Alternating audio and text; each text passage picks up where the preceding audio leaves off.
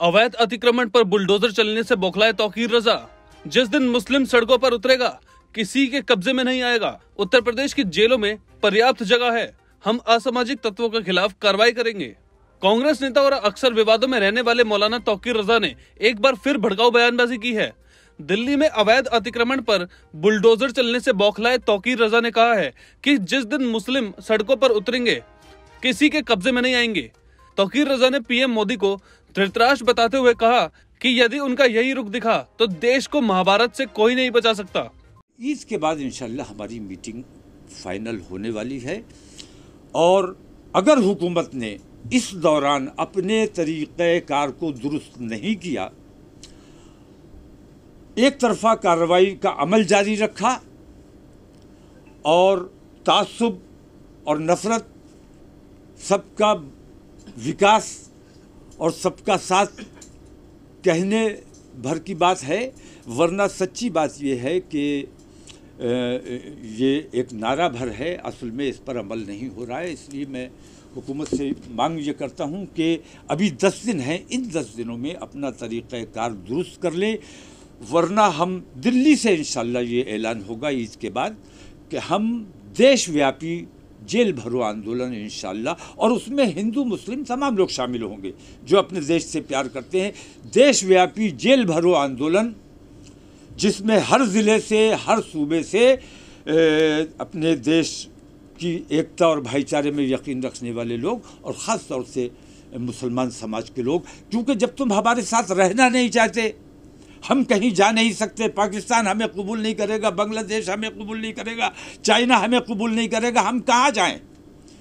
हुकूमत हमारी बात सुनेगी नहीं, हमारी बात मानेगी नहीं।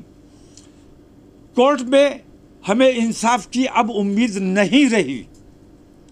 कोर्ट से जिस किस्म के फैसले आ रहे हैं, मैं देख रहा हूं कि कोर्ट को नज़रअंदाज कर दिया गया है।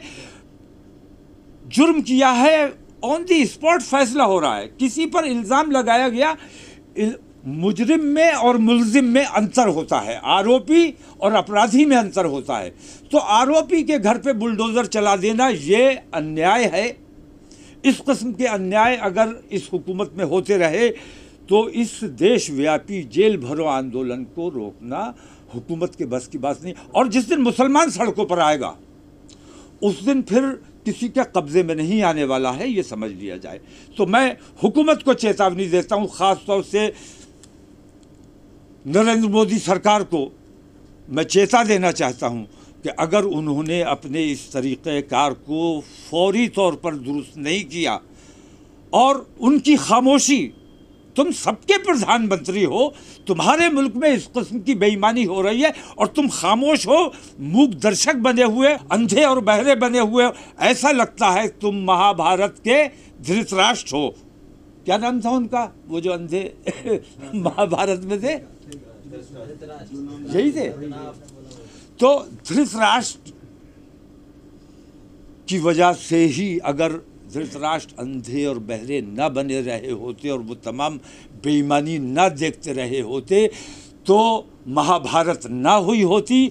और अगर नरेंद्र मोदी धृतराष्ट्र की भूमिका से बाहर नहीं आए तो हिंदुस्तान में भी महाभारत होने से कोई बचा नहीं सकता। तौकीर रजा ने प्रधानमंत्री को चेतावनी देते हुए कहा कि मैं हुकूमत को चेतावनी देता हूं, खास तौर पर नरेंद्र मोदी सरकार को मैं उनको चेता देता हूं कि अगर उन्होंने अपने इस तरीके को फौरी तौर पर दुरुस्त नहीं किया और तुम सबके प्रधानमंत्री हो, तुम्हारे मुल्क में इस किस्म की बेईमानी हो रही है और तुम खामोश हो, मूक दर्शक बने हुए हो, अंधे और बहरे बन चुके हो, ऐसा लगता है कि तुम महाभारत के धृतराष्ट्र हो।